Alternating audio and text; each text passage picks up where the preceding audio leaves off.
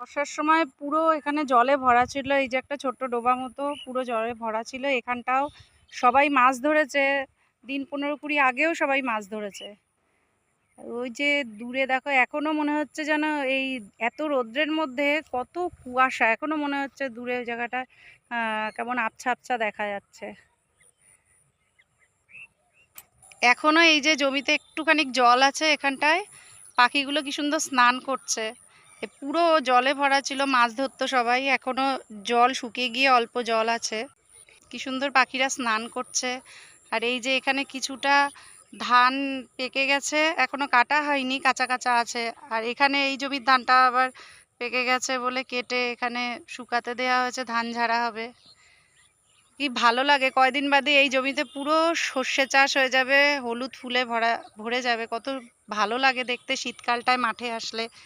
গরমের দিনে তো সেরকম মাঠে আসা যায় না, রোদ।